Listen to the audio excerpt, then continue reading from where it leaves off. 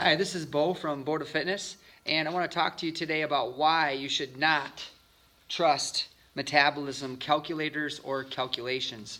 Someone recently sent me a video showing an online interview where a trainer was basically trying to make the argument that you can just enter in, some calculations into a online metabolic calculator, such as your weight, your body fat percentage, your height, your activity level, and so on. And that by entering all these numbers in, you would be able to come up with an accurate metabolism number that's going to give you a baseline for figuring out how many calories you should be eating, how much exercise you should be getting, and so on, as a tool to lose weight or gain weight. And I want to talk to you a little bit about why I'm not a fan of these online metabolic calculators, and why there's a much better way to go about figuring out what your overall metabolic rate is and how to go about doing that.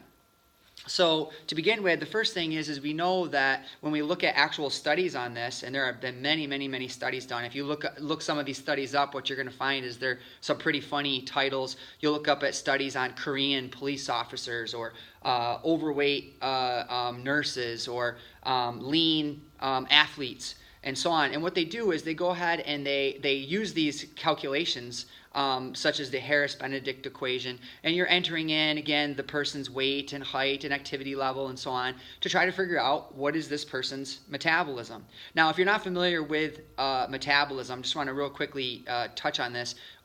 Metabolism is really another term, a word that's oftentimes used for metabolism is your TDEE, and that stands for total daily energy expenditure. So how many calories is your body burning through each day?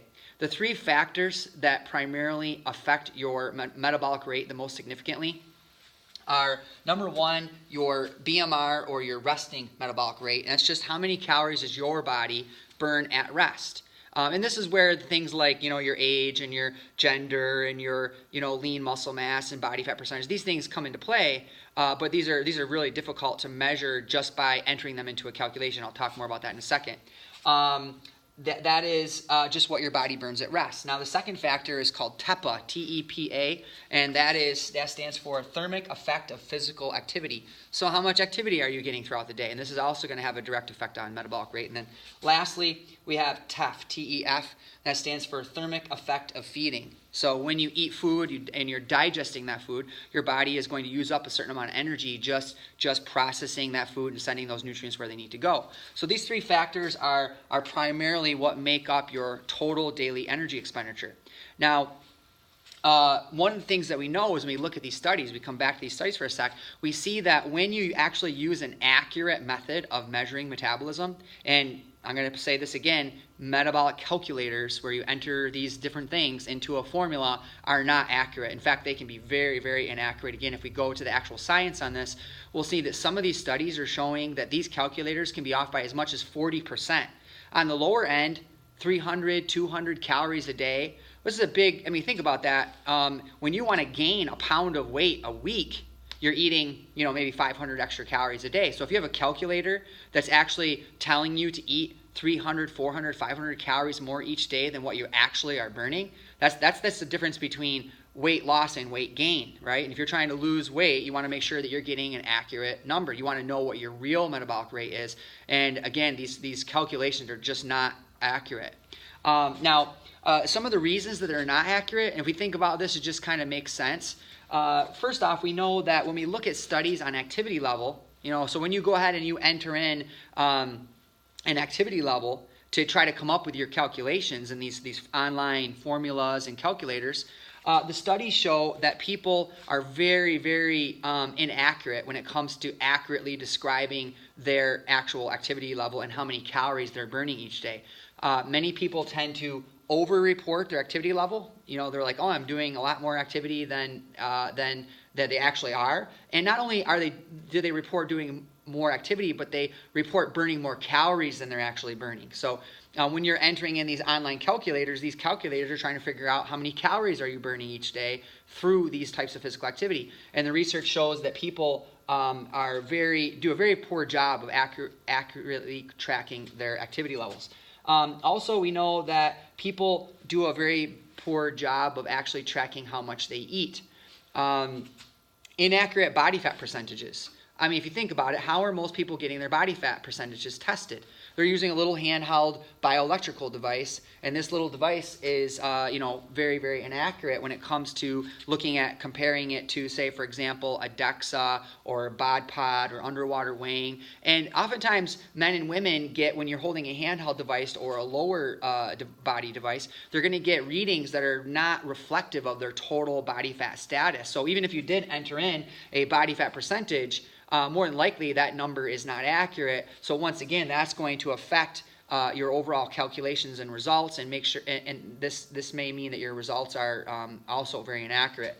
Health issues.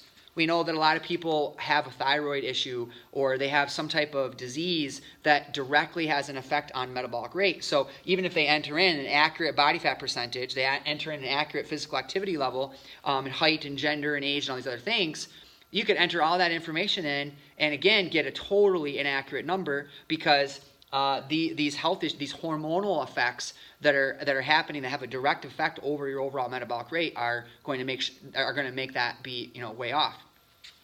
Medications and drugs can also play a big impact on overall metabolic rate. So if you're on a thyroid medication, or you're taking, certain types of drugs or medications, even things like caffeine can have a direct effect on metabolic rate. And so if you're taking these things on a regular basis, this is going to have a big impact on your overall metabolic rate. And subsequently, the calculations that you do on these online calculators are going to be very, very inaccurate. Now, don't take my word for it. Go look at the studies for yourself. When someone says a study says this and a study says that, don't take my word for it or any other person's word for it. Go look at the studies for yourself.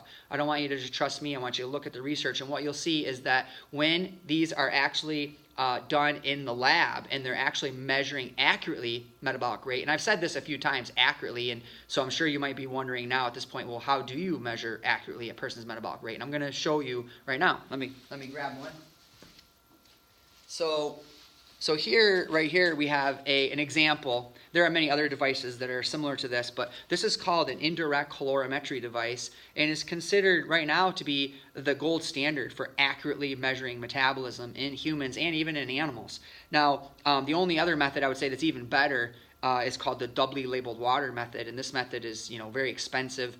You're talking like thousands of dollars, and typically you only see this being used in very expensive scientific studies. But when it comes to actually, whether it be in a hospital, whether it be in a scientific study, the way that scientists are actually accurately measuring metabolism is through a respiration device. So if someone comes along and says, oh, you don't need to use one of these to get it accurate, you can just enter it into my nifty little calculations online and you'll be set to go, I would be very cautious of that kind of recommendation. This is really not based on actual research. Now, these tests, the advantage with these is these are very inexpensive. I mean, obviously there's a charge because you're using technology that where some components of this need to be, for example, in this particular device, there are cartridges that are a one-time use that are measuring substrates in your breath that are able to actually determine how many calories you're burning per minute at rest and so on. But the point is that these indirect calorimetry devices are very accurate. And when a scientist is actually trying to figure out, I mean, think about it this, when you look at the studies, when you think about it this way, when you enter in all this stuff into an online calculator and then you come up with a number, in order to determine if the numbers that you did are accurate, how did the scientists know? They use one of these. Right? So think about that. If the only way you can actually tell if the calculations are anywhere near what they're supposed to be is you got to use a respiration chamber or the double labeled water method in order to figure out if they're accurate. And again, when you look at the studies, you find that most of the time the calculations are way, way off. And again, sometimes as much as 40%. So I say all this, remember that if you're trying to get an accurate measure of your metabolic rate, find someone qualified who has the technology that's actually going to do it the right way using an indirect calorimetry device. And then you're going to be getting much more accurate numbers. And this is going to help you to set better goals for your diet and your exercise. And this will also be really important for figuring out, do you need to, go get checked by the doctor, for example. Sometimes I'll have someone come in who says, I'm wondering if I might be hypothyroid. might have a low metabolism. And I say, hey, you could do a test. Let's take a look at it, because the advantage with these devices, they're not only going to tell you what your metabolism is, they're going to tell you what you are compared to, say, what you should be. So in other words, once we know what your age and gender and weight and height and all that is, and we measure, we can say, hey, here's what we would predict that you should be at to be at a healthy place. We measure you now, and we can see that you're at this space, and it could be low, it could be high, it could be right on, and this can be giving us some good insights as to where we should go. Another advantage with these respiration devices is that they not only measure how many calories you're burning, they also measure what you're burning. So that's really cool, because we can actually see, are you, at the time of the test, are you burning primarily carbohydrate? Are you burning primarily fat? Are you a carbohydrate fat burner? And this can also give us some really cool insights into what's going on with your diet, what's going on with your fat loss plateaus, and a bunch of other kind of cool little things that we can tweak with that. So I hope this video was helpful. This is Bo from Bo to Fitness, and I'll be talking to you again soon.